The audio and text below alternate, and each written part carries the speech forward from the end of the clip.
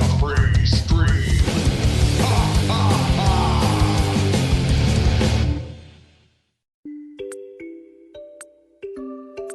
So that is the bear's hibernation den right there. So I only had to pull it halfway out.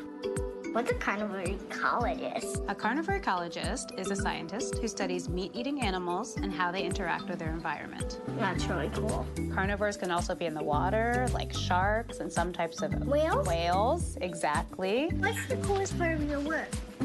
Well, the coolest thing I do is go to the field. I love to be out in nature, and sometimes we even get to climb into the trees, like I'm doing here, all the way up into the canopy, because the canopy of the trees has a whole different ecosystem. What advice will you give to other young girls like me that want to do science? Always believe in your passion more than your performance. Even if you get a bad grade in science, it doesn't mean you're not meant to be a scientist. Why is it important for girls like me to be in STEM? Scientists are trying to answer questions that can even save the planet. And the only way we can get the right answers to those questions is if we have everybody working on them. We need people from all kinds of backgrounds, from all different parts of the world, and especially from all different identities to be a part of figuring out all of the scientific questions that still need to be answered. She can STEM, so can you. Learn more at She Can STEM.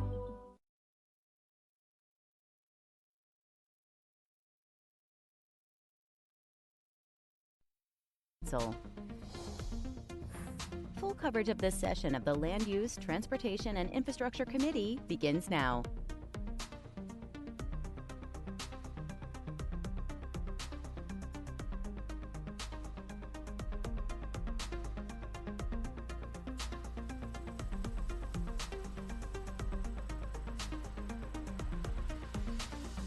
Good morning, everyone. Thank you for joining us on this little snowy, cold spring morning. I'm going to make a public service announcement. It's election day, so if you have not turned in your ballot, only 20% of Denverites have voted. Please turn in your ballot. So I'll stop there. I'll go through with introductions on, let's start first on Zoom, and then we'll start to the left of the chambers. Good morning, Madam Chair. Chris Herndon, District 8, and yes, go vote, go vote. Just once though, just vote. And I'll start to my left. Good morning, Paul Cashman, South Denver, District 6. Good morning, Kendra Black, District 4. Jamie Torres, District 3. Joel Clark, District 7. Thank you. So we have 3 action items in front of us today, and I will say all 3 of them are really important to the city and county of Denver. But we're going to have to move quickly. If we have to go over a little bit, we can. I think I alerted all the committee members if we go over, that's a possibility. But as for my colleagues, if we could just be concise with our questions, that'd be great. So first up, we have 230332 with CPD.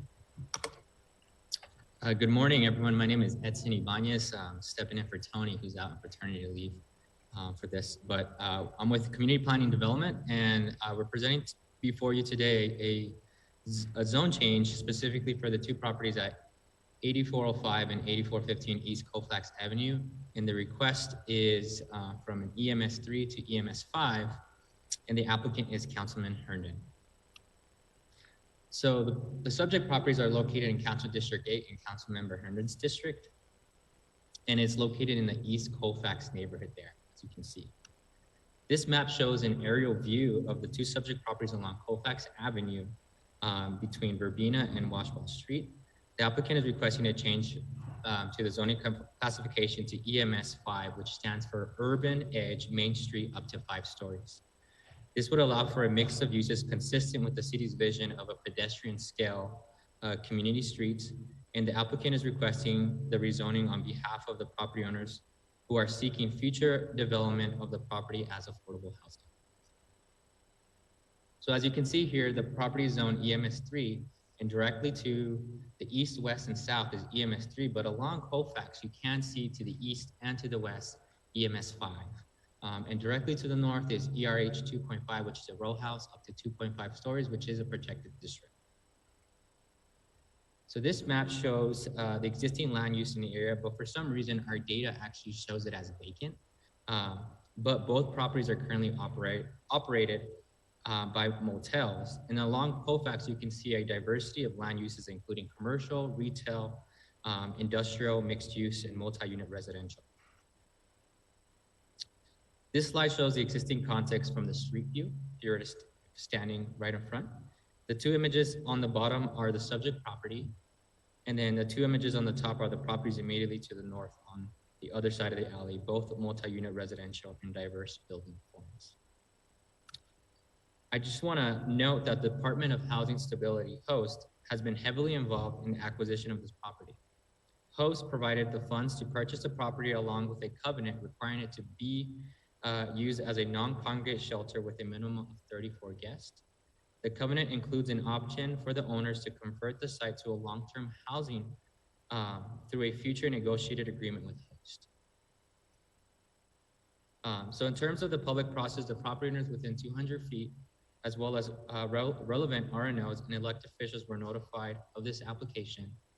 And on January 3rd of this year, and to this date, we've received one letter of support from an RNO, one letter of support from a property owner, and one letter of moderate opposition, which all have been attached to the staff report. The Denver Zoning Code has 5 review criteria that are mandated to analyze to determine if the rezoning is appropriate. And I will jump into each one of these right now. So the first criteria is consistency with adopted plans. There are 3 applicable plans for this rezoning, which are Comprehensive Plan 2040, Blueprint Denver, and then the East Area Plan, which was adopted in 2020. So there are several strategies found in the Comprehensive Plan 2040 that are called out in the staff report, and I just want to highlight a few of them here before you, which is Goal 1, Strategy A, increase development of housing units close to transit and mixed-use developments. Strategy C, improve equitable access to resources that improve quality of life, as well as create a greater mix of housing options in every neighborhood for individuals and families. Maximize and ensure the long-term stability of city funding sources for workforce and affordable housing, and partner with organizations to develop permanent and transitional housing affordable to very low-income populations. Now, turning to Blueprint Denver, the future neighborhood context for this is Urban Edge, which is described as having commercial and mixed-use development along main corridors. So the proposed zone district aligns with this neighborhood context. Blueprint also identifies this future place type as community corridor, which contains a mix of uses of different scales oriented along the street. Colfax Avenue is a main street arterial, which is categorized by a mix of highly activated uses with continuous street wall. So the proposed Main Street Zone District aligns with this characterization. When we look at the growth area strategy, it's classified as community centers and corridors, which expects to see 20% of new jobs and 25% of new housing by 2040. And then within Blueprint, Denver calls for specific equity concepts to be considered into planning and implementation. Given that the subject properties are within the Neighborhood Equity and Stabilization, or also known as NEST area, we conducted an equity analysis to guide discussion with the applicant on equitable development in the area. I'll review the various areas of this analysis now. So the first one is access to opportunity. The subject properties location along East Colfax results in a score that shows average access to opportunity, but particularly low access to fresh food and healthcare, both of which are associated with a lower than average life expectancy. The second area of analysis is vulnerability to involuntary displacement. The subject properties scored a vulnerable in all 3 categories, meaning that there are lower than average medium household incomes, a higher than average percentage of people with less than a college degree, and a higher than average percentage of renters. All these scores point towards a need to provide resources to this area to protect residents vulnerable of displacement. The third area of analysis is housing diversity. The subject properties scored low on housing diversity, specifically low in terms of percentage of missing middle housing, low on the number of income restricted units, and low on the terms of housing costs. These scores point towards a need to expand housing types and options. And then the fourth analysis is job diversity. This area scored scored as having a higher than average number of retail jobs compared to the city as a whole. Blueprint also includes specific policy recommendations. This rezoning request would help meet multiple of these recommendations, including promoting growth in major corridors and transit priority streets, allowing increased density in exchange for desired outcomes such as affordable housing, and increase the development of affordable housing near transit. Further, policy recommendations outlined in Blueprint, which align with the rezoning, are to capture 80% of new housing and 90% of new jobs in corridors such as Colfax, and to promote the development of affordable housing in these specific community corridors. Now, moving into the small area plan, the East Area Plan adopted in 2020, similar to Blueprint, classifies this property as community corridor place type. This aligns to the location and allows for a mix of uses and good transit options. The East Area Plan also includes recommendations on building heights.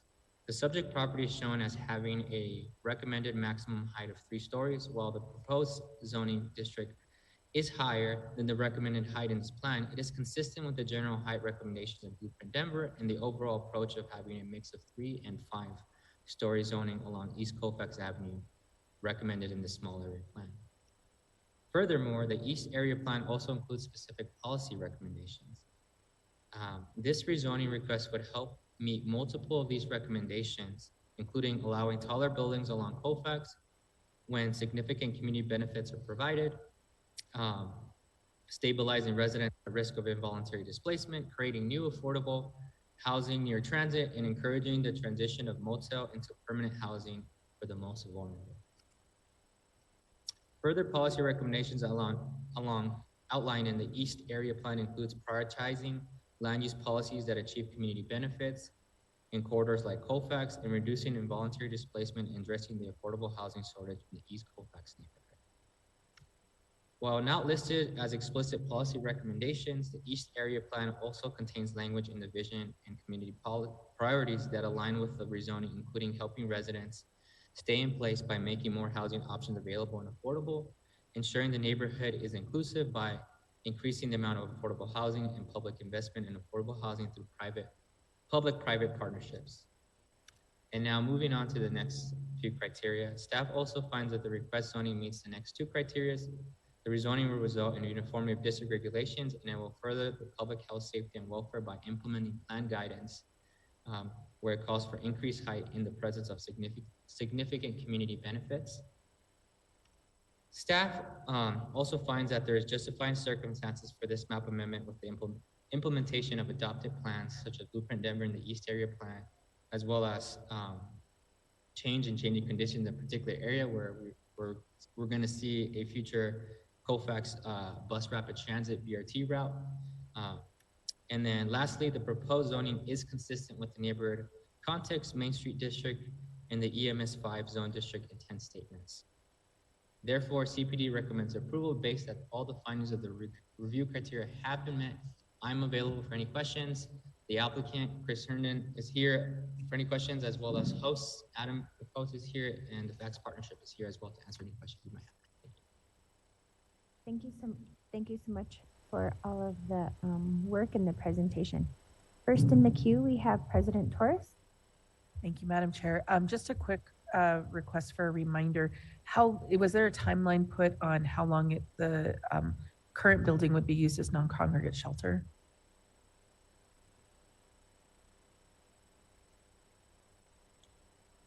Hi, Monica Martinez, the FACTS Partnership. The current facility is being used as motel. It's being converted to shelter September 1st.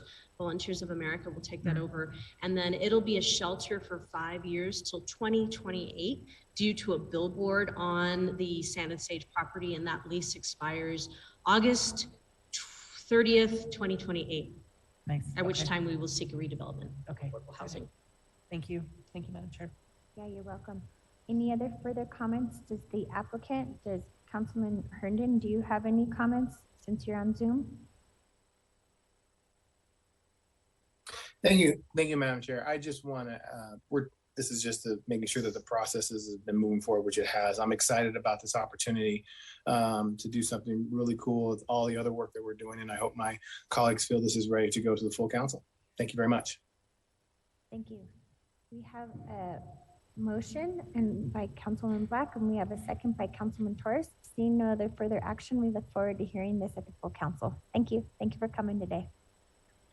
Next up, we have Dottie giving a presentation for Bill 0348. And if you would just please introduce yourself. Thank you.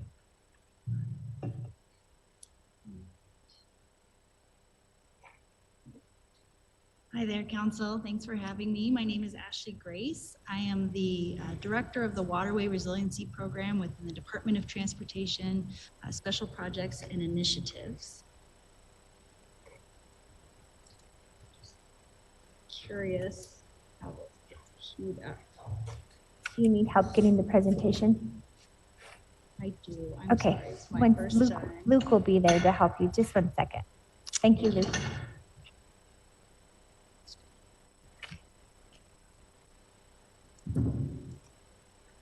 Thank you very much.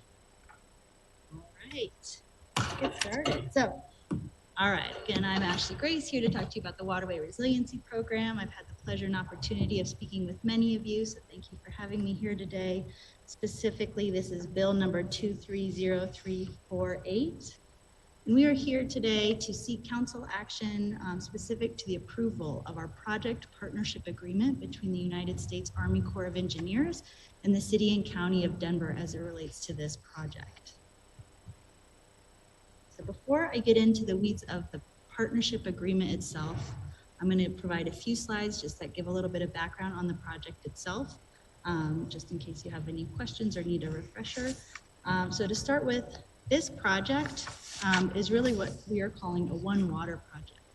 And so I want to talk a little bit about One Water briefly. So One Water is an initiative that came out of a Denver Right comp plan recommendation that the Denver metro region established a plan and vision for how we comprehensively manage water within the metro area. So bringing together our partners at the Mile High Flood District, Denver Water, Metro Water, Colorado Water Conservation Board to come together and establish a vision and goals for how we can all work together to manage water in the life cycle of water, whether it's water service, treatment, or stormwater management. That plan, which was completed in 2021, sets forward numerous goals about how we can collaboratively work together to establish effective treatment and management of that water, as well as identify a number of projects that can help us start to move forward with this One Water philosophy in the metro region. This project was identified in that plan as a pretty major regional project that starts to move us forward in that direction. This project has truly been in the hearts and minds of many residents and leaders throughout the Denver metro region for many, many, many years. Specifically, this project with the Army Corps started back in 2008 when the city sought to expand an authority of the Army Corps that was looking at work in Adams County to include the City and County of Denver. That resulted in the 2014 to 2018 study that really looked at a variety of different alternatives of how we can improve ecosystem restoration along the South Platte River, as well as reduce flood risk along the South Platte River, Weir Gulch, and Harvard Gulch. That study was finalized in 2018. It was then authorized by Congress in WRDA 2020. And early last year, the federal funds were announced and appropriated for this project to move this project forward. We have since been working very closely with the Army Corps to determine what that agreement with the Corps looks like in terms of how we can most efficiently and effectively deliver this project for the City and County of Denver and our residents. This is a critical milestone in moving this project forward. Once this agreement is finalized, we will then be able to turn towards project delivery of all three components of this project. Speaking of those three components, there, as I mentioned, there's improvements to the South Platte River, which includes ecosystem restoration and flood risk management along 6.5 miles of the South Platte River, stemming from Phil Milstein Park, moving up into Adams County at 58. There's also structural flood risk management on Weir Gulch that will result in removing 360 structures from floodplain designation, as well as a non-structural voluntary program in Harvard Gulch, which 176 structures will be eligible for participating in and will result in removing their flood risk, will improve flood risk management for those structures. This slide summarizes kind of the key benefits of this project, 5 of which we really speak to. One is ecosystem restoration, as we discussed. The South Platte River has been degraded over the past century plus, and this is our opportunity to really re-envision what that looks like, improve aquatic, wetland, and riparian habitat, improve the natural functions of the floodplain, which will also result in a lot of flood risk management along the South Platte River and Weir Gulch, as well as Harvard Gulch. Some of the other reasons Denver is especially excited about this project is it will allow us to start to fulfill some of our recreational vision along these waterways by creating new and or improved trail segments along the South Platte River and Weir Gulch. It will also increase access to healthy environment and recreational opportunities in these areas. And finally, a pretty core principle to this entire thing is working to improve environmental justice throughout the city, as the majority of these project improvements will occur in communities that have been historically underinvested in the city. So turning to the agreement itself and why we're here today. If you haven't heard me say this before, this is an unprecedented partnership agreement with the Army Corps. I say that because it is part of the Army Corps Headquarters Alternative Delivery Program. This program was created at the Army Corps Headquarters with the purpose of accelerating delivery through efficiency and performance-based contracts, optimizing local participation, and providing non-federal sponsors like Denver more control, and providing significant life cycle cost savings for federal governments and non-federal sponsors. Denver is particularly interested in this partnership and this pilot program because it allows us to not only leverage the strong partnership that we have with our local Omaha district of the Army Corps, but because we've demonstrated through recent projects, we know how to deliver projects of this scale and size utilizing alternative delivery. And it also allows us to leverage our strong network of partners, community support, and allows us to leverage diverse local funding sources. In terms of where we're at in that program, in that partnership agreement or arrangement, we applied for and were accepted into the pilot program in the fall of 2022. And now we're again at that critical milestone of finalizing and formalizing that partnership agreement with the Army Corps. This step is pretty critical that will allow us to move forward with the project in earnest with the Army Corps once it is approved, if it is approved through this council process. This project or this agreement is established using an authorizing legislation called 204, which is a reimbursement-based authorizing legislation, and that's what structures or sets the structure for our partnership agreement with the Corps. So if you've looked at that agreement, you'll see that kind of the core elements are that it outlines what the cost share or cost splits are between the Army Corps and the City and County of Denver. As I mentioned, this is a reimbursement partnership agreement, so it outlines what that reimbursement process should look like, and we've worked hard to ensure it focuses on a timely reimbursement that can be sought throughout the life of the project.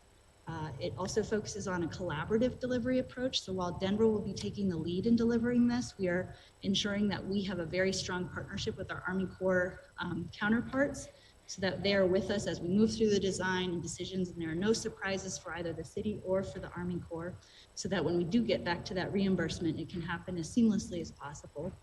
It includes approval rights and oversights, and also establishes a governance structure in the event that any sort of dispute arises. We have a very clear path for how we can get that resolved in a timely fashion so the project can move forward.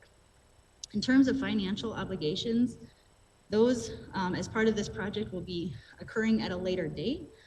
Those are really going to be subject to future city council action and will occur when we enter into separate contracts with professional services, construction teams, and or any other funding or finance agreements. So when you look at the partnership agreement, there's 3 parts of it. There's the project partnership agreement itself. There's the exhibit that is the cost share addendum that gets into how that cost share will work, as well as the reimbursement. And then there's also an implementation plan that does two things. It points out that Denver will be taking the lead on this project delivery, and it also delegates authority to the local Omaha district so that they can be with us making decisions. They'll be the ones in the trenches with us as we move this project forward, and gives them quite a bit of authority to help the project keep moving forward, so we don't have to go up to headquarters every time, but can move this project forward pretty seamlessly.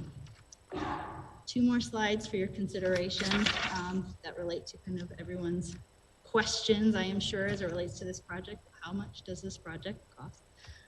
The Water Resource Development Act, when that was passed in 2020 and authorized this project, the preliminary cost estimate was set at $550 million. That included estimates for design, construction, adaptive management, recreation, real estate, and contingency.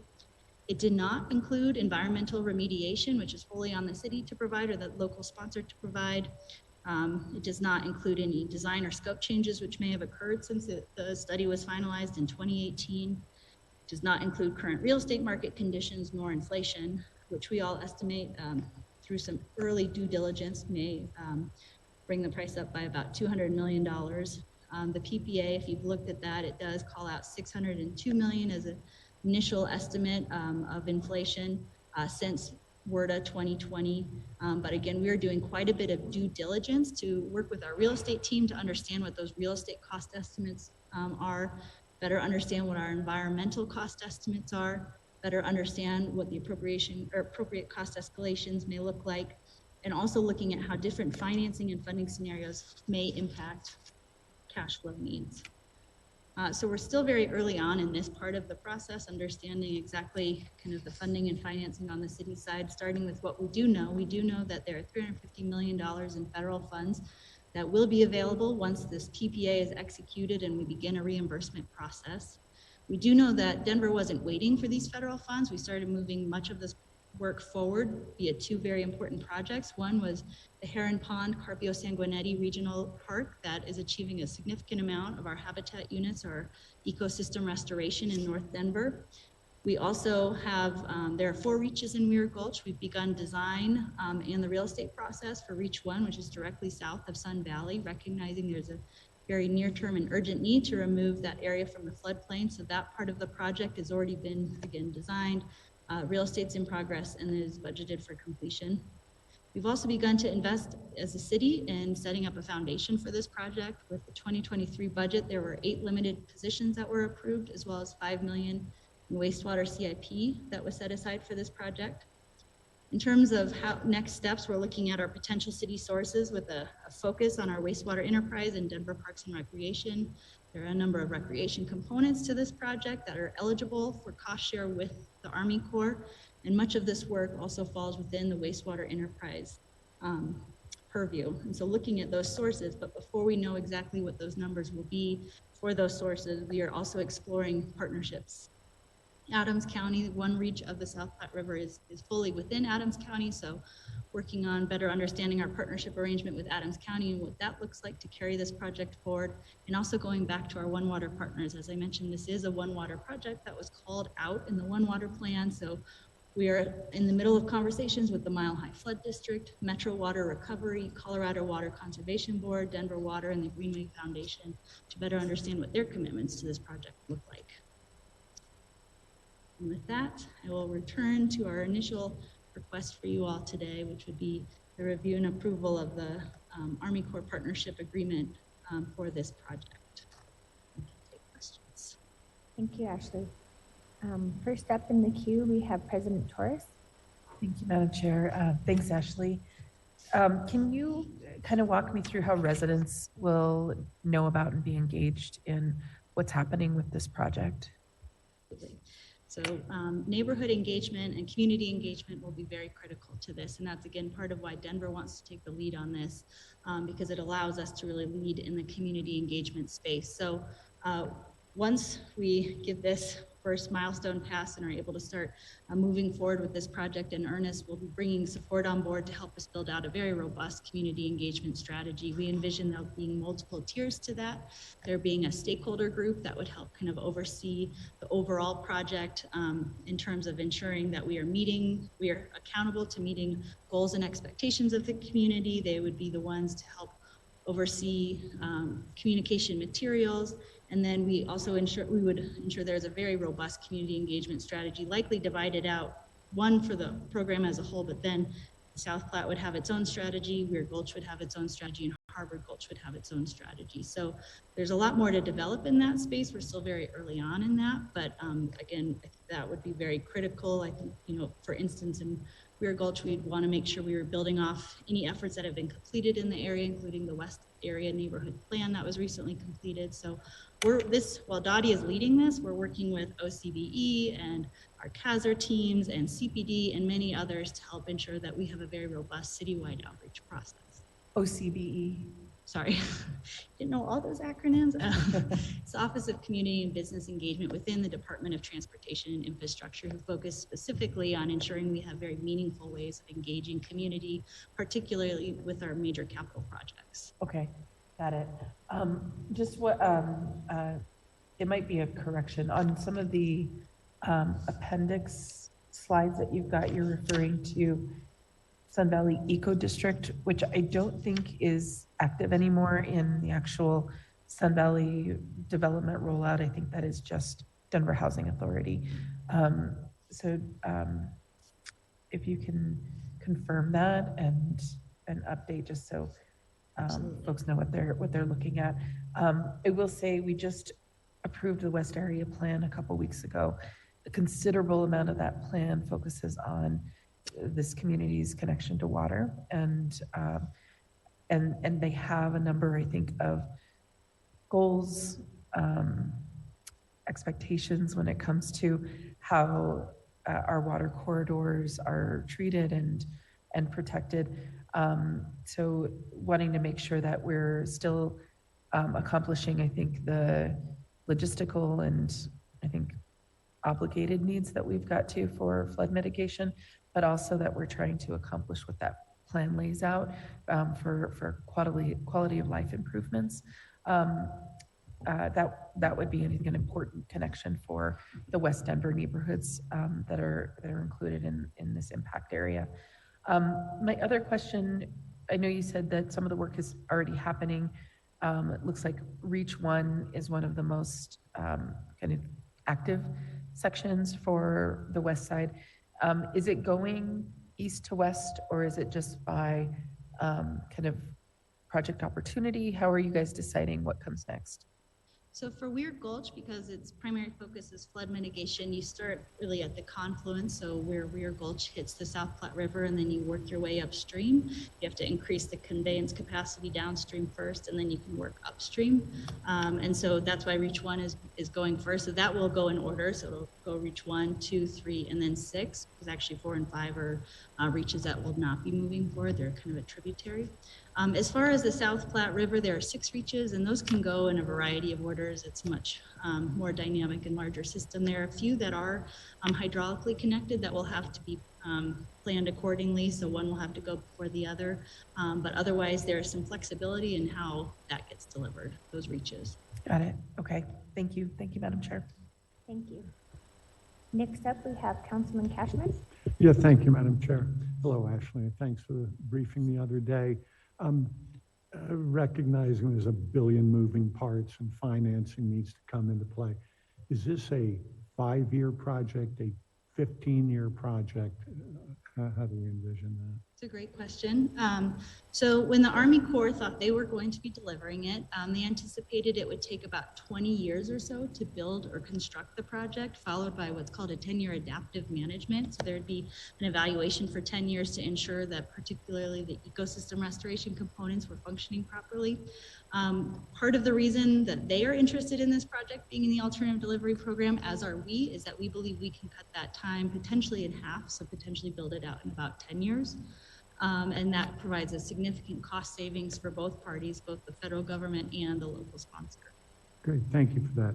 And can you talk for a minute about why Harvard Gulch ended up being a voluntary program and what that might look like for homeowners? What type of mitigation might be involved?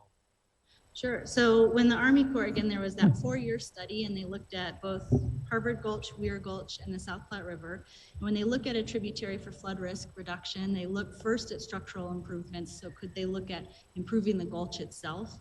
An important piece of an Army Corps study is they do some analysis of kind of the investment and the benefits in terms of the flood risk reduction. And so when they were looking at the reaches of Harvard Gulch, they noticed there were some very significant cost prohibitive improvements to the channel that would make a structural improvement to the channel probably not work as a whole for the project or that tributary piece of the project. And so then they turned to the next solution, which is to identify which properties are still at flood risk and are there ways we can still support them. And so the Army Corps does have a program, this non-structural voluntary program that they have implemented elsewhere throughout the country. And so that sets kind of the precedent for what we would be following. So there's a lot of work to figure out what that looks like here locally, as it's been mostly done in the eastern part of the country. But we'll be working very closely with our Army Corps partners to figure out what that would look like here in Denver. And can I assume that the voluntary program would not in and of itself indicate any lessening of life safety protections?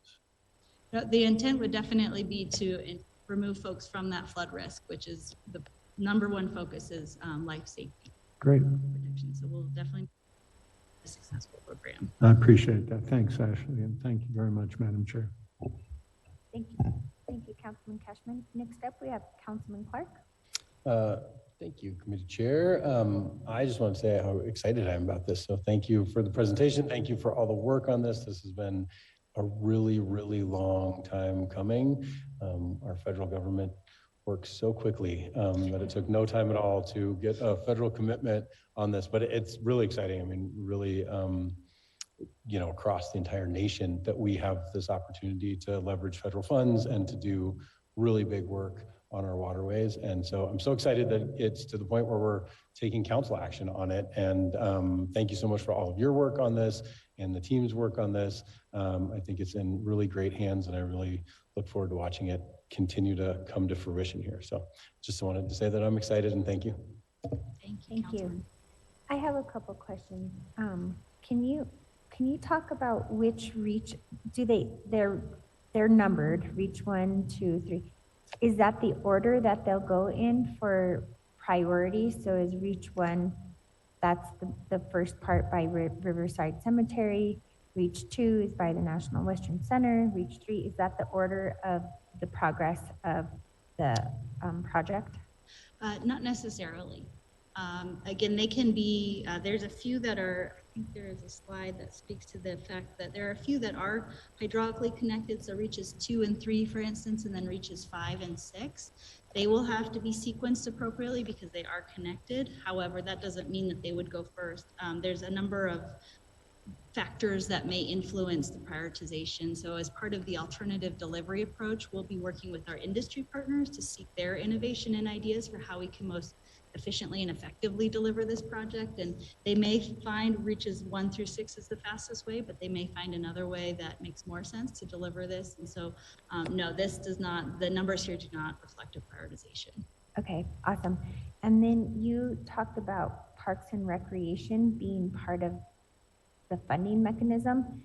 Do you mean their capital improvement program? Do you mean general fund? Do you mean the legacy fund? Can someone talk to me about the Parks and Recreation side? Sure. Lupe, are you able to support on that question? Sorry, I have a finance team because they're much more the expert in the funding and finance realm. Support me on that. So preliminary discussions have been around the legacy fund, but as we work through further discussions with Parks and Rec, depending on costs and everything, it could be from other sources as well, but primarily it's the legacy fund. And do we know how much part of the lake, and so if any money was used from the legacy fund for this project, would that be a council action? I couldn't hear you, I'm sorry. If any money was used from the Parks Legacy Fund, would that be approved by city council or no? I don't know at the current moment, but I'll get with Happy at Parks and see if that's something that's required. But if it is, we'll definitely bring it to council. Okay, Thank you. Mm-hmm. And then for the financing, it says that we have known sources of funding. We have 350. So it seems like we have like 550. This seems like there's a big gap here. Seems like the whole project is like almost $960 million. So I see some ideas of where we're going to get gap money, but where would we get that much money from? So we're currently working to shore up cost estimates on various aspects of the project right now, as well as some of these sources, including Parks and Rec, and really working through those details now to get a better sense of what the gap is, if there is one, and working gradually to that, to close that over time. Okay, thank you. Just to reiterate what Councilman Clark said, thank you so much for this. This has been a long, long, long time coming. And so I think Denver has treated the Platte River as our back door instead of our front door. And I think maybe this will open it up to being our front door and a really amazing resource. So we have a motion to move this forward by Councilman Black, a second to Councilman Clark. We look forward to seeing you at council. Thank you. Thank you very much. Next up, we have, and I'd like to officially welcome Councilman Sita Baca, who has joined us on Zoom. Next up, we have Community Planning and Development, ADUs in Denver.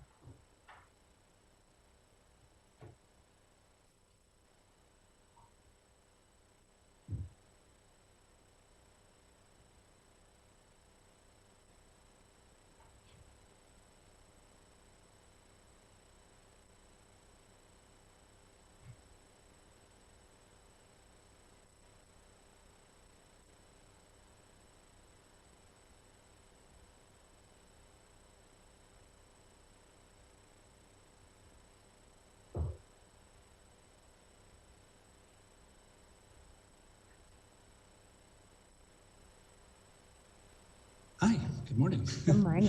Members of City Council, happy Election Day. I'm Abe Barch with the Department of Community Planning and Development. I'm joined by my colleague Josh Palmieri, who's the project manager for the ADUs in Denver project. We'll both be talking today. We wanted to take an opportunity to catch you up on the project, talk about just a reminder on what the project is, recent community engagement that we've been doing. I'll turn it over to Josh to talk about the current status of the recommendations for ADUs in Denver as we move into the final phase of the project. And then we would love your questions and discussion.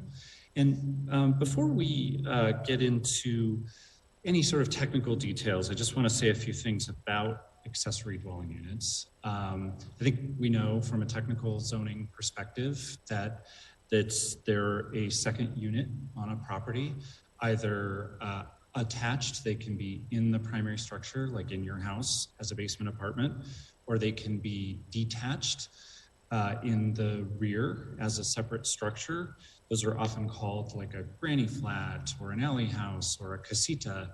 And those different names that people call them, I think, relate to the different ways they can be used. And that's something we've been hearing a lot about from residents. And so, like, for example, at our open house in the Elyria Swansea neighborhood, we heard from a gentleman, older, single, lives in his house, doesn't need so much space anymore, has a fixed income and would like to build an ADU on his property for himself to move into so that he can rent out his house to somebody else and stay in the neighborhood that he loves.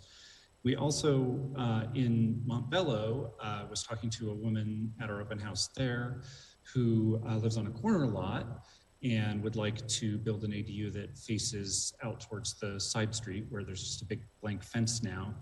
And what she was talking about is that she knows of a lot of houses in the neighborhood that are like doubled up or more, like there's more than one family living in the house.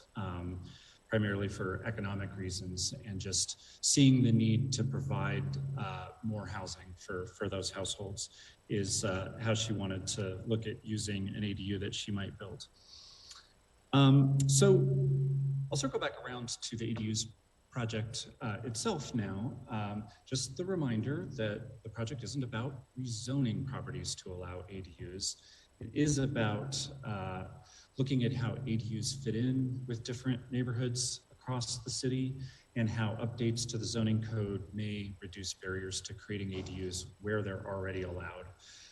Outcomes include revisions to the Denver zoning code, and we've proposed draft revisions now regarding the size, shape, and location of ADUs on a lot. And so also, just while talking about the Denver zoning code, Josh will fill you in on some thinking about how we might extend the thinking that we've made for Denver zoning code properties, which is the majority of the city, to chapters that are zoned former Chapter 59, where some of those districts actually allow ADUs, and we can extend some of the benefits we've been looking at to those properties.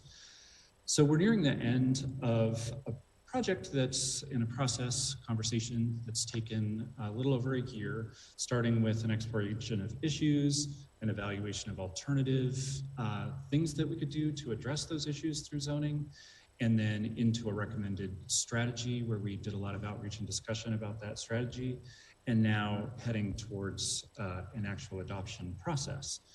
So to start, this project built on the outreach that was done for Blueprint Denver, which was quite extensive, the more recent update, and led to really key recommendations that the project is building on.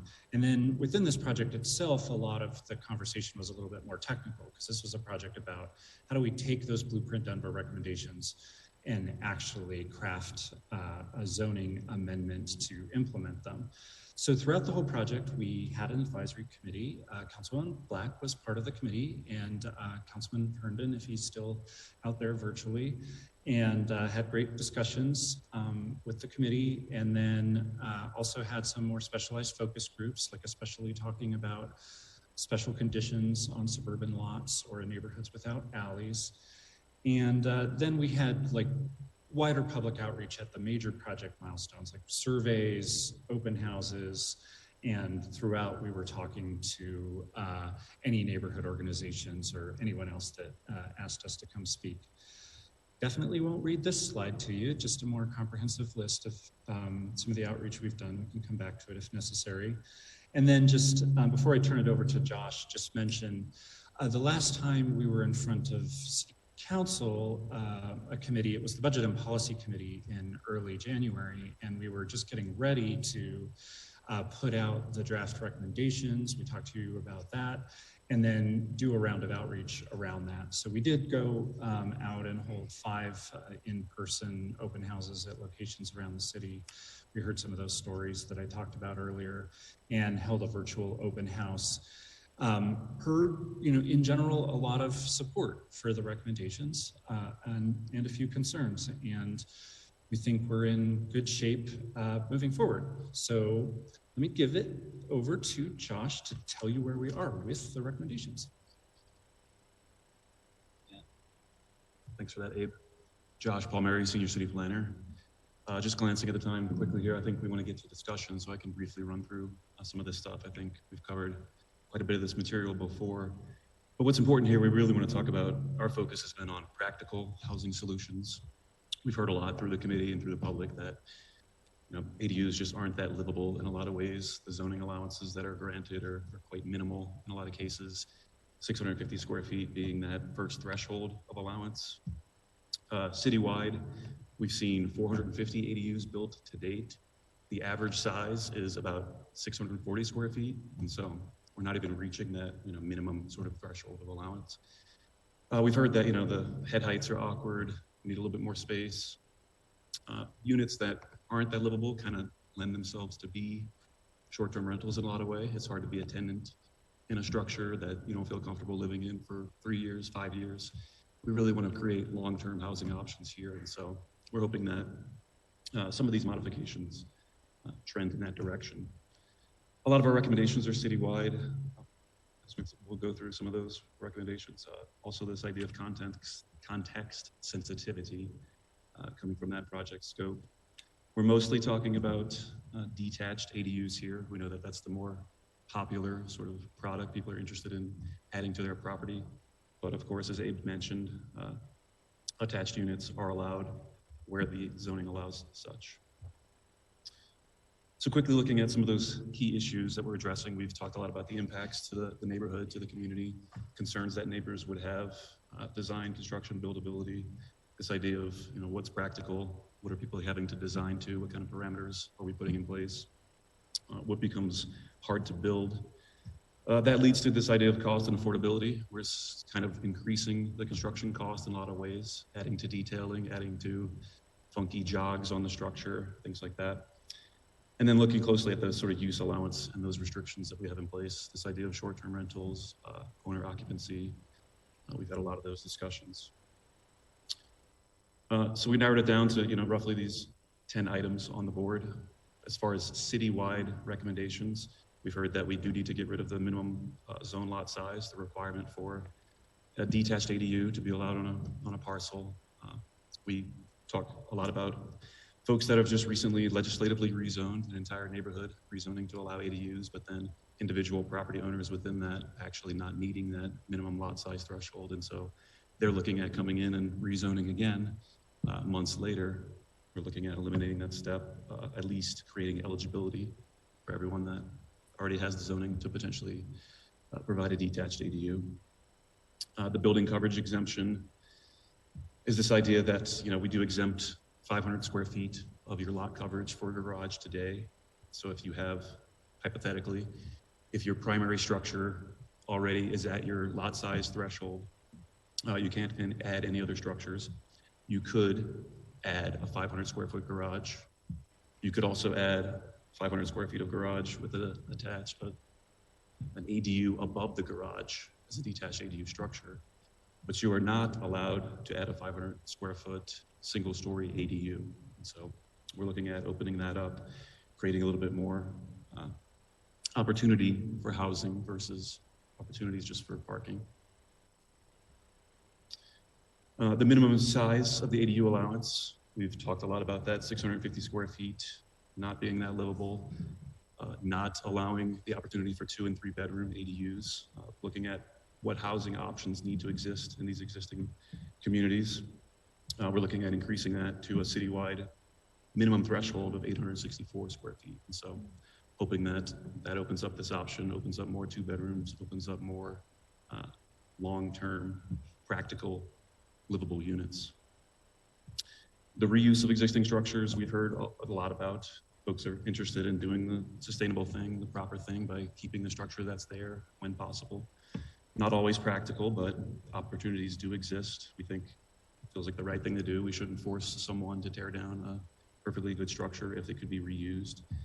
So we're looking at allowing the conversion of garages to ADUs, of course, coming into compliance with all building, fire codes, everything on top of that. The last one is this idea of ADUs as accessory to other uses beyond single unit. Today, ADUs are only allowed as accessory to a single unit dwelling. We've talked a lot about expanding that. Blueprint Denver says directly they should be allowed with other uses like 2-unit up to multi-unit. So that means a duplex and or town or row homes should be eligible to have an ADU as accessory to them. There's a little bit of building code complication, and we've been working internally to figure out what that means. And so we've landed on this idea that only detached ADUs would be appropriate and allowed with those uses, as it just complicates building codes, sprinkling requirements, things like that when you're attached to a multi-unit structure. And specifically for the row and townhome developments, an SDP would be required. So an extra level of review to make sure that those units are appropriate and in place and in compliance with all those extra standards. Finally, this concept of owner occupancy, we looked really closely at what should we do here, remove it, modify it, keep it as is. We've had lots of feedback. The latest feedback from our open houses was pretty split. I think it was about 60-40 in favor of removing the requirement. But we do at this time not recommend any changes to the current standards of owner occupancy. We've heard that it could potentially get in the way of creating or allowing more legislative rezonings to go through. I think we're interested in seeing at least more neighborhoods becoming eligible for ADUs, and we don't want to impose any barriers that would potentially give the community fears about allowing these units into their neighborhoods. So just touching on that context piece really quick, we're creating slightly greater allowances in the urban neighborhoods where most of our ADUs are occurring today. Sensitive concepts, sensitive standards in the suburban neighborhoods, looking at that lower height allowance, greater setbacks, and then a blend of those two districts within the urban edge context where alleys do and don't exist in some cases. So looking at different standards in that context. So yeah, just quickly looking at the urban allowances, we've heard we should allow for a full 2 stories in this context. It feels appropriate. Flexibility on smaller lots. Some of our historic neighborhoods that have lots that less wide lots, less than 40 foot in width, do need a little bit more of a height allowance in the form of a bulk plane relief in order to sort of get that appropriate livable square footage on the second floor. Of course, we need to make single-story ADUs easier to build. That goes throughout citywide. It does live in the form standards of each context, though. And some additional design elements we're looking closely at. Things like balconies. We've heard a lot about folks wanting a little bit more storage, a little bit more space. We want these units to be practical and livable. People want to add flowers. They want to create a home. We want these units to actually be long-term, feel like a home, and doesn't feel like a crammed sort of attic nook. In the urban edge context, we're looking at different rules for when there is an alley and when there isn't. So when an alley exists, it feels a little bit more like an urban context neighborhood. They're going to follow some of those rules a little bit more closer to the urban context. But then when an alley does not exist, it feels a little bit more like a suburban context. And so there would be greater setbacks required there for a 2-story structure. But practically, since you're not having to force parking into the structure, there's no sort of vehicular access to the potential structure. More than likely, you're going to see a 1-story ADU, and so we do have the appropriate height requirements there. Extending some of that flexibility for smaller lots and allowing some of those design elements where appropriate. So specifically on an alley is the only place where balcony allowance would be appropriate, but things like dormers feel like they could be appropriate elsewhere. And finally, in the suburban context, we've spent a lot of time looking at what feels appropriate here. Larger setbacks from the rear property, single-story height allowance up to 17 feet, which matches the current allowance today of a detached garage. So it feels like a structure that you might already see in this context, but with greater setbacks. There is the potential for a 2-story structure here, but only if it fits within the primary envelope. So it would be as appropriate as an addition to an existing structure today. Finally, being equitable with our approach, we took a close look at former Chapter 59 properties. ADUs are allowed in the zone district, but only locations that are zoned multi-use and also only with a single unit use on that property.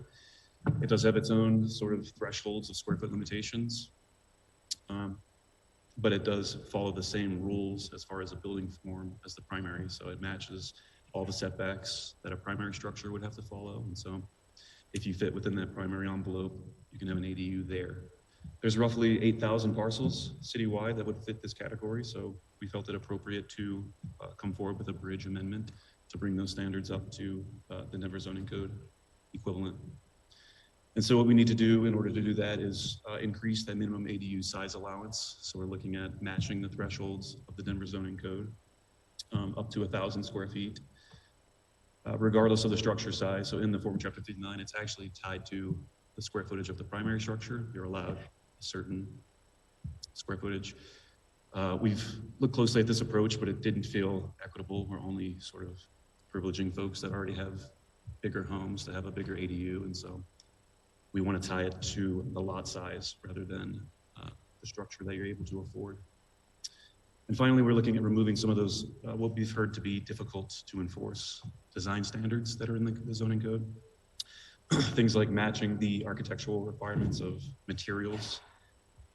The code calls it out as shall be like materials of the primary structure. It's kind of hard to define. Does that mean brick must match brick. Is that going to increase, the cost of a structure if, wood siding could be appropriate? We're looking at striking that from both codes, and also removing the occupancy limit of 200 square feet per person. That's all we have for today, but we'd love to hear your questions and get into the discussion. Thank you so much, Josh, for all your work on this impactful project for Denver. First up in the queue, we have Councilman Cashman. Thank you, Madam Chair. Yeah, Josh, thanks for what appears to me to be a long, in-depth and thoughtful discussion of the challenges and opportunities. I've appreciated all the time both you and Abe have spent walking me through things as they've evolved. So first, you said at the beginning, I believe, we've built like 400 ADUs. 450. And they were average around 600 square feet. About 640 square feet. About 640. And does that have anything to do with our regulations, do you think, or just the cost, or what? Yeah, certainly. I mean, things like the 1.5 story limitation that's in place today makes it difficult to get up to, let's say, 1,000 square feet of ADU if it were allowed. Right. You're only allowed that sort of 75% GFA on the second floor of the lower floor. And so a lot of folks have considered, do I go and expand my garage? Do I need to build a bigger ground floor just to get more appropriate square footage above? Things like that. So there's cost implications, design implications. And a lot of it has to do with where ADUs are being built. And so our urban neighborhoods that do have smaller lot sizes, that threshold of 650 does cut them off in a lot of ways. And then they're complying with, this sort of layers of, now my garage needs to be bigger, now my head height doesn't quite, make appropriate square footage, things like that. Right. And the square footage allowance for an ADU, is that footprint or total square foot? In other words, if it's 2 stories? Yeah, it's a great question. It's both. We do have building form standards, which do have a footprint allowance. And so today, that does match what we also have as a use allowance of those 3 thresholds. So it's 650, 864, or 1,000 square feet. We're looking at moving towards increasing both of those thresholds to 864 being the minimum. And so, yeah, it gets tricky. So your footprint can only be, let's say, 650 today in an urban neighborhood. But then also your use, the entire square footage, no matter how it's laid out within that structure, could also only be 650 square feet. And so you get situations where you have 400 square feet of ADU above a garage, 800 square feet of garage below, with maybe 200 square feet of that also belonging to the ADU in the form of a stairwell or a closet or something like that. Does that make sense? So the total allowable square foot of an ADU is 1,000 square feet. On the largest allowance only. Yes. We're still in those thresholds of 650, 864, Right. or 1,000, yeah. Great. But the Thank you. maximum citywide. Thank you for that. And to clarify, there's 500 square foot exemption currently for a garage when calculating lot coverage. You're extending that to an ADU would get that same 500 square feet. I don't even know if it's a possibility if you have 2 separate structures, but does the lot coverage could you have 1,000 square foot exemption for lot coverage, or is 500 the deal? Yeah, that's a great question. You only get one exemption, so it would just be 500 in total. Great. And a little thing, we exchanged some emails on the balcony on the second level entry. Have we eliminated the words rooftop deck from the discussion? Yeah, this is a tricky one. It has to do with how the Denver zoning code defines these spaces. And so we do have a separate definition of a balcony, which is, ideally what we're expecting to see here in this condition. But a balcony is defined as not allowing an entry stairwell to encroach into it. So you cannot connect access from the exterior to a balcony. Think of more of like a Juliet balcony, something that's hung off of an apartment building. That's what's defined as a balcony in the code. Something that does allow access is defined as a second story deck, and or rooftop is connected to that definition. So we have, 7 words for one definition. rooftop and or second story deck is this space that this allowance needs to be defined as. We've looked closely at how do we regulate that to not actually allow something like a rooftop deck, because that's not the intention here whatsoever. And so we are looking at limiting the height of that ground plane, that surface. How high can you actually build that, the bottom of that deck up to? And so as proposed, we have it limited to up to 14 feet would be the highest that your feet could be on that surface. Okay, so it would take separate jockeying to allow us to totally remove that rooftop deck from this discussion, but you're comfortable that that 14-foot height takes care of it in this application? Yeah, we think so. We're still testing it with some of our, architect groups, some of our focus group members to help us figure out what that dimension means. It gets tricky when, you're on a sloping property and you need some allowance for, unique situations. But this would absolutely eliminate something like a third floor rooftop access whatsoever. Okay, thank you. And my last question is, in the work you did in increasing the setback in the suburban context, do we still allow a garage? Are we changing the garage setback as well in the future? A simple garage, 17-foot high garage could be built within 5 feet. An 17-foot ADU would remind me 12 feet, 15 feet? Yeah, 12 feet, double 12 that feet. distance at a Okay. minimum. All right. Thank you. That's all my questions, Madam Chair. Thank you, Councilman Cashman.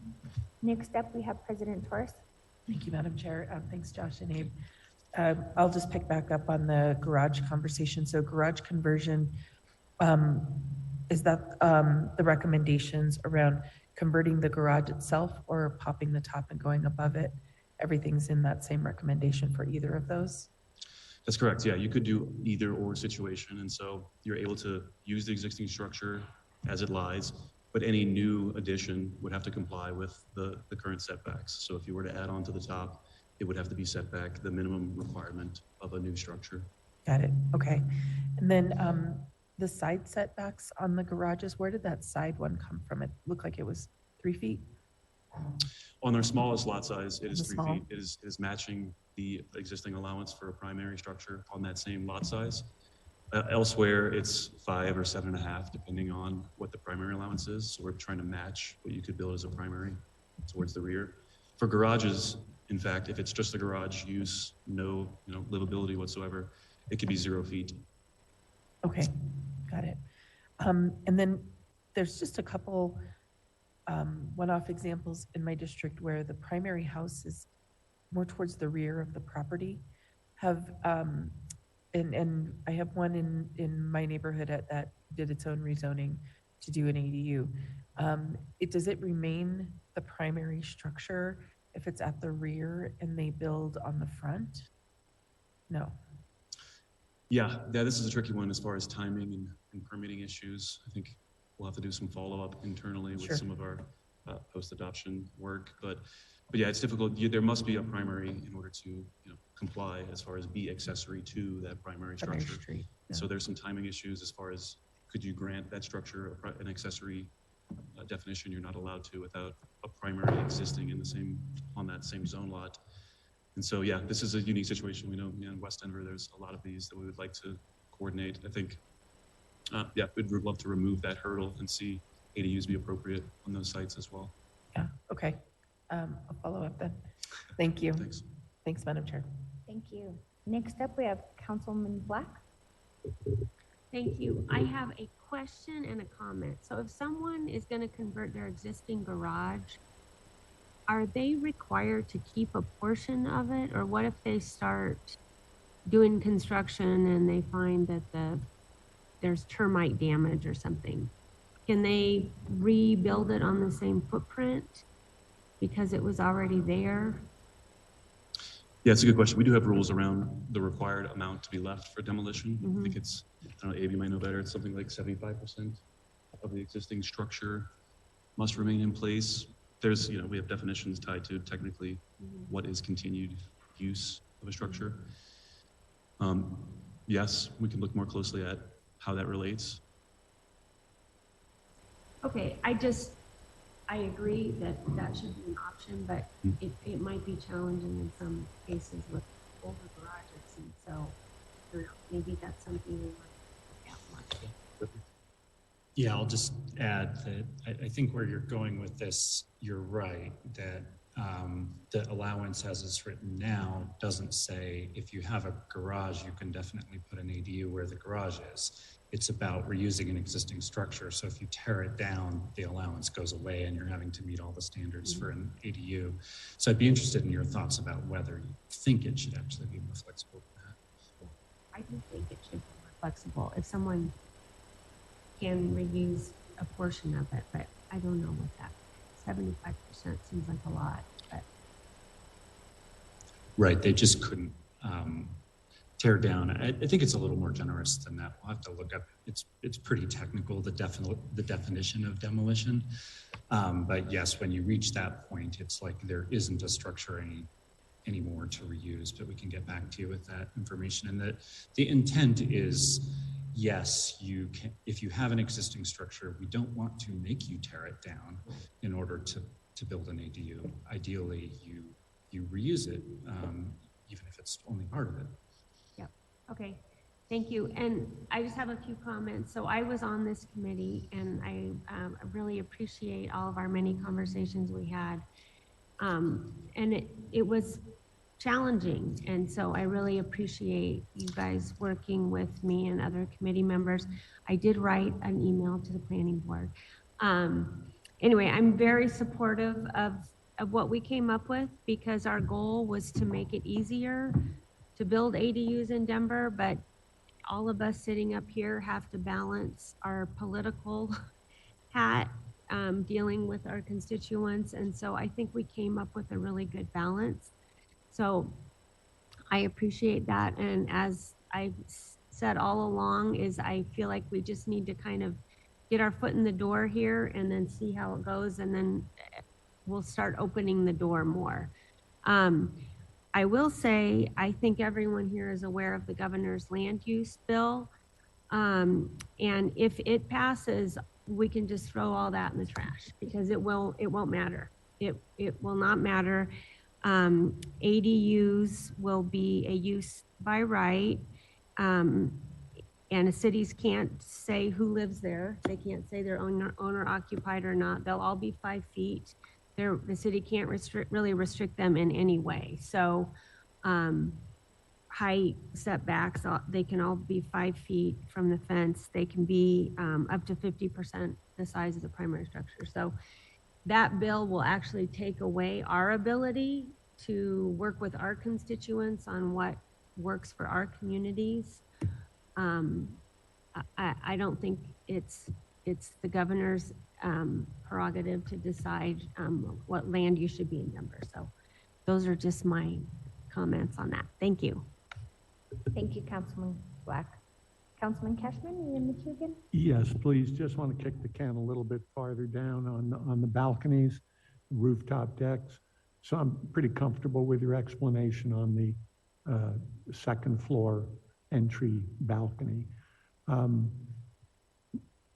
Are we buttoned up as far as a single story, an ADU with a flat roof? Can we put a deck on top of that roof? Or does it have to be by the entry door?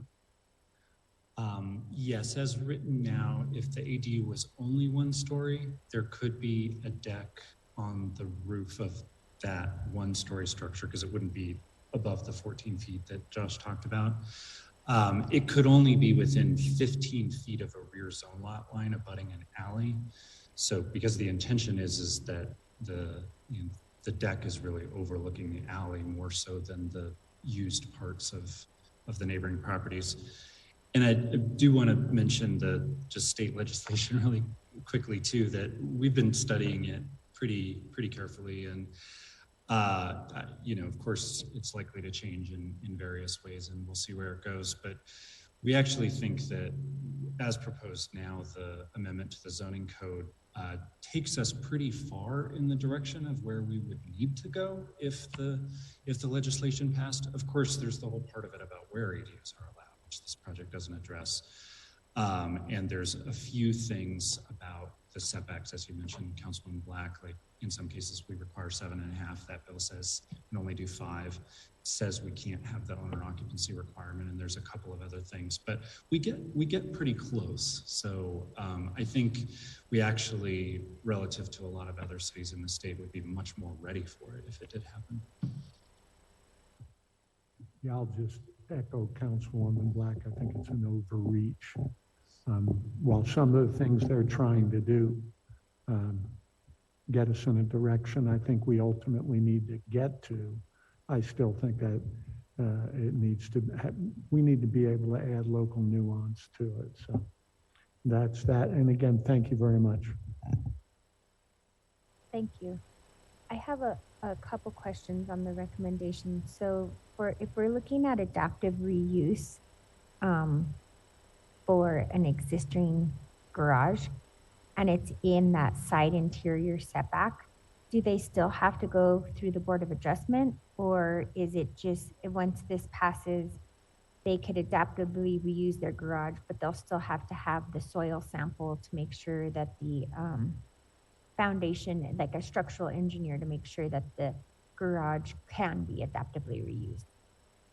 Right. And I think the simpler the project, the more likely it is to not have to deal with those barriers. So for example, if the garage was relatively well constructed, it'll be a 1-story garage. The plan is for only a 1-story ADU within that existing structure without expanding it at all. That might be a relatively easier path and wouldn't involve the Board of Adjustment.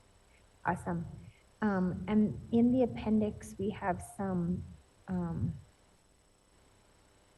topics that need to be followed up, like the permitting process. I won't even go down that rabbit hole because I think everyone would say the permitting process is not our best friend right now. The Denver Building and Fire Code required public improvements, and I believe what you mean by that is sidewalks. Like, would there need to be improvements on your property that are triggered by adding accessory dwelling unit, and the water and sewer tap fees? From the work that you've all done, are those the 4 made like the hierarchy of things, or when you finish the report, are there other things besides those 4 topics? I think like those are 4 really big ones, and we're going to keep on working on them, and wanted to make sure that as part of this zoning amendment, we didn't add additional things that would be expensive improvements that you might have to do. And you know, there's been some progress on DOTI's requirements around improving sidewalks when you're just doing a project in the rear of your property. Another category, I think, is basically just having better customer materials. Like, we really want to put together a really user-friendly web page for residents. At the open houses that we just did, a lot of the folks that came said, I want to build an ADU. Where do I start? Where do I get information? Mm-hmm. There's definitely a desire for that. And there's some great examples out there around the country. That can include going, this is something we're going to have to keep on working on, but all the way to having designs that are available, that are effectively, mostly pre-approved, that folks could select. That'd be great. I know, it's a sort of topic, but that's how slot homes were developed in Northwest Denver. Is they got the first ones approved, and then they just found the lot, and then they just mapped it on there, and then it got easily approved, and it hardly had to go through 1 or even 2 comments, because it had been, so it was just replicated all over Northwest Denver.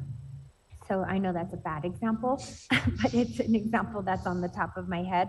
And so if we could figure out, what I've heard that called a tool is a pattern book, is figuring out how we do a pattern book for people who want to build accessory dwelling units, just so that the cost is not so great.